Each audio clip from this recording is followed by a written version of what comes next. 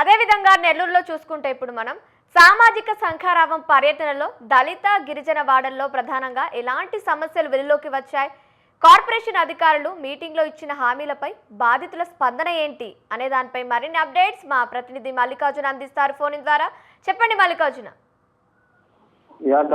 Nellore rural సంబంధించి అయితే దళిత గిరిజన వాడలు అయితే ఎక్కువగా ఉన్నాయి. అయితే అక్కడ సంబంధించి ఎన్నో ఏళ్ల నుంచి ఇళ్ల స్థలాలు లేక నివాసాలు అంటే ప్రభుత్వ స్థలాల్లో నివాసం ఉంటున్నా కూడా కనీస వసతులు లేకుండా, అలాగే వారికి పట్టాలు కూడా ఇవ్వటం లేదని అక్కడ మున్సిపల్ కార్పొరేషన్ పరిధిలో ఉన్న ఈ దళిత గిరిజన వాడలకు సంబంధించి మొత్తం కనీస మౌలిక వసతులు కూడా కల్పించకపోవడం ఏమిటని చెప్పి కూడా కేటీఎస్ సంబంధించి సిఐటియు ఐద్వా ప్రజా సంఘాలు అలాగే నెల్లూరు రూరల్ కమిటీల ఆధ్వర్యంలో భారీ ర్యాలీ కూడా చేపట్టారు. అయితే దీని మీద కూడా నెల్లూరు మున్సిపల్ కార్పొరేషన్ సంబంధించి కూడా ధర్నా చేపట్టారు. దాని మీద అధికారులు కూడా వారితో మాట్లాడారు. అంటే డిప్యూటీ కమిషనర్ సంబంధించి చెన్నుడు వచ్చి ఆ ధర్నా దగ్గరకు వచ్చి మీ సమస్యలు ఏమున్నాయో దాన్ని తెలియచేయండి, వాటిని వెంటనే పరిష్కరిస్తామన్నారు. ఇలాగా చెప్తున్నారు కానీ అవి కార్యరూపం దాల్చడం లేదని, సంవత్సరాల తరబడి పాలకులు అంటే ప్రభుత్వాలు మారుతున్నాయి కానీ దళిత గిరిజన వాడలకు మాత్రం మౌలిక వసతులు కల్పించడంలో నిర్లక్ష్యం వహిస్తున్నారు.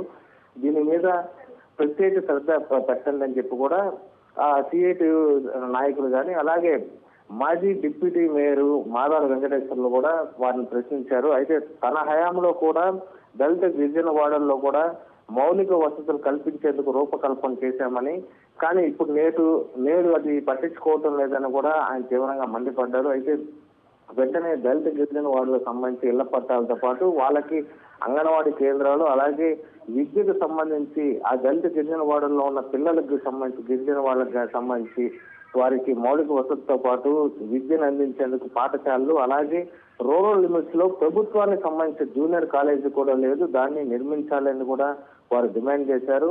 అలాగే అంగన్వాడీ కేంద్రాలు కూడా అక్కడ దూరంగా ఉన్నాయి, అద్దె భవనాలు ఉన్నాయి, శాశ్వత భవనాలు నిర్మించాలని చెప్పి కూడా, ఎందుకంటే అద్దె భవనాలతో ప్రభుత్వ ధనాన్ని అంటే ప్రజల పన్నుల్ని ప్రజా సొమ్ముని కూడా వృధా చేస్తున్నారు, కాలయాపన చేస్తున్నారు కావాలని. అందుకని అధికారులు కానీ పాలకులు కానీ ప్రత్యేక దృష్టి సారించాలని చెప్పి కూడా సిఐటి నాయకులు కానీ అలాగే సిఐటికి సంబంధించి కేవీపీఎస్ సంబంధించిన నాయకులు కూడా డిమాండ్ చేశారు. అయితే దీని మీద Nellore municipal corporation commissioner Nandan కూడా వారు కలిశారు. ఆ కలిసిన పిమ్మట ఆయనకి మొత్తం విన్నవించారు. అయితే నందన్ కూడా వారితో సానుకూలంగా స్పందించారని చెప్పి కూడా ఆ నాయకులు అయితే చెప్తున్నారు. అయితే ఖచ్చితంగా ఇళ్ల పట్టాలు కానీ అలాగే కొందరికి దళితులకి కానీ గిరిజనులకు కానీ ఇంకా నేటికి కూడా ఆధార్ కార్డు కూడా లేకుండా ఉంది. ఆధారే ప్రాముఖ్యతగా తీసుకుంటున్న ప్రభుత్వాలు ఇప్పుడు ఆధార్ని కూడా ఖచ్చితంగా ఆ దళిత గిరిజన వాళ్ళు ప్రత్యేక డ్రైవ్ నిర్వహించాలి. అలాగే అక్కడ రోడ్లు కానీ మట్టి రోడ్లు నేటికి కనపడుతున్నాయి. అలాగే ఆ రోడ్లు నిర్మించి సైడ్ కాలువలతో పాటు అక్కడ మౌలిక వసతులు నిర్మించాలని కూడా వీరు డిమాండ్ చేస్తున్నారు. దీని మీద అయితే కమిషనర్ నందన్ కూడా సానుకూలంగా స్పందించి దాని మీద ప్రత్యేక దృష్టి సారిస్తాము, ఆ వార్డుల్లో వచ్చి పర్యటించి ఖచ్చితంగా అక్కడ ఏమి కావాలో వాటిని నిర్ణయించేందుకు ఉన్నతాధికారుల దృష్టికి అలాగే పాలకుల దృష్టికి తీసుకెళ్తానని ఆయన హామీ ఇచ్చినట్టు మనకు తెలుస్తుంది Kavya. Right, thank you Mallikarjuna, thank you for the updates.